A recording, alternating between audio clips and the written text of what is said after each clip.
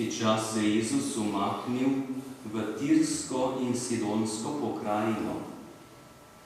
In glej, prišla je kananska žena iz tistih krajev in je vpila: Gospod, Davidov sin, usmili se me. Mojo hčer zelo mučijo hudi duhovi. Vendar ji ni odgovoril niti besede. Tedaj so pristopili njegovi učenci in ga prosili: odpravijo, ker vpije za nami.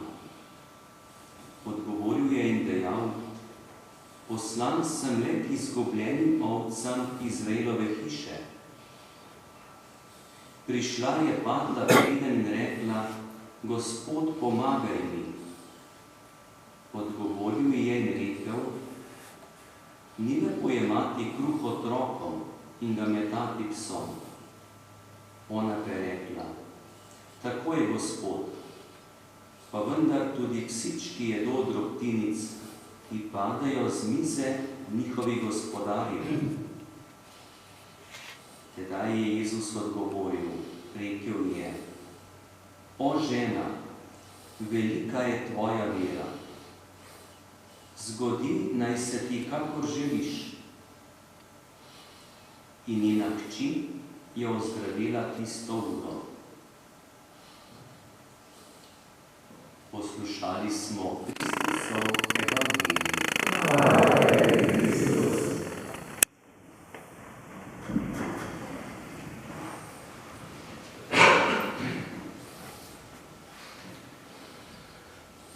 Če ste bili včeraj pri sveti maši na Brezovici ali zjutraj ali zvečer, tam je bila izrečena misel, kako je Marija hitro v naglici se odpravila pomagati svoji sorodnici. Takoj, brez odlašanja, tisto, kar je Božje, kar je potrebno, kar je dobro, se ne postavlja za kasneje.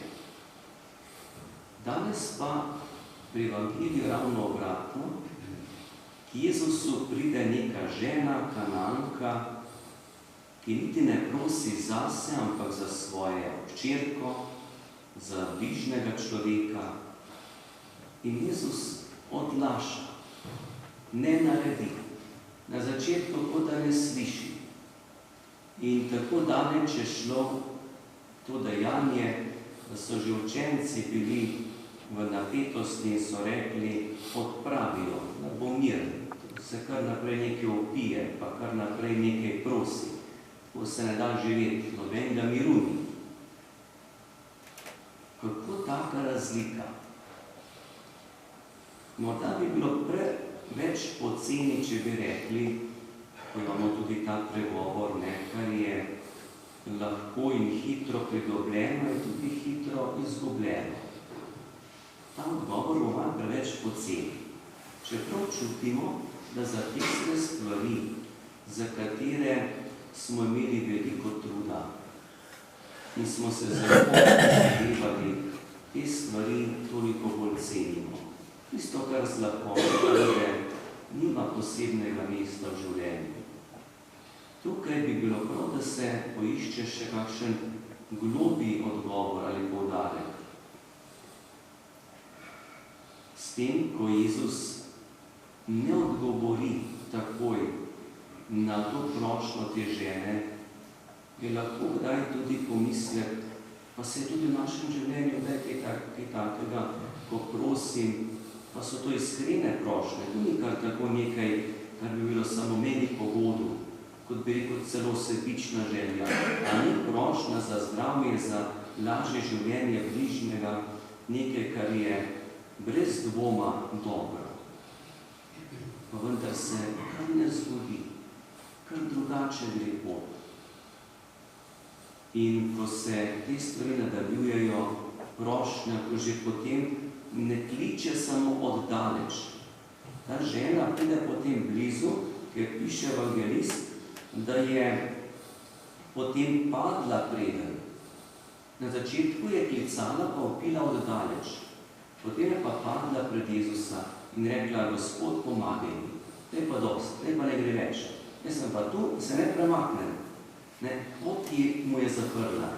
Naprej ni mogel več Jezus. In v teh dejanjih pa lahko začutimo nekaj, kar je pa globega. V tem, ko se človek za nekaj, kar je iskreno dobro prizadeva, v tem raste tudi odnos. Odnos je med enim in drugim človekom. Tukaj pa morda imate tudi sami izkušnjo, koliko je bilo vloženega truda, prizadevanja, pa tudi potrpljenja in se nekaj gradilo. Sploh vi, ki ste starši, ko pomislite na svoje otroke, koliko enih stvari, koliko trenutkov, pa so drugim to, ti trenutki morda pridržani, sami pa veste, ni bilo vse tako enostavno samodano, ampak to, kar se je vlagalo skozi dneve in leta, to je tisto, kar je zgradilo odnos in tudi vaše življenje, s vašimi bližnjimi. In omenil pa se mi zdi stavek, ko na koncu po vseh teh pogovorih Jezus reče tej ženi: žena, velika je tvoja vera. Ne govori o prošnji, ne govori o tem, kakšna stanje ima hčerka od te mame, ampak o njeni notranjosti: o žena, velika je tvoja vera. Pa vere ne merimo, ker nimamo ne metra, ne tehnice, niti priprave. Ampak tukaj je Jezus prepoznal neko veličino. V tej ženi to ni bila iz judovskega rodu. Takrat so rekli vsem tem ljudem, da so pogani. Saj so verovali, ampak ne v Boga, ki so ga priznavali Judje. In so tudi rekli, to je tista prava država. So ostalo je odmik. Ampak tukaj, tej tujki, poganki, Jezus pravi: o žena, velika je tvoja vera. Tukaj je močan odnos zgrajen med to mamo in hčerko. Drugače je mama rekla: naj bo z njo kakor če. Kaj se bom za to vznemirjala? Ne morem pomagati. Ne, velik odnos med staršem in otrokom. Tukaj pa tudi velik odnos med njo in Jezusom Kristusom. Sem kar malo presenečen, odkot je ona kot tujka poznala Jezusa. Kdo ji je povedal? Kje je ona to slišala?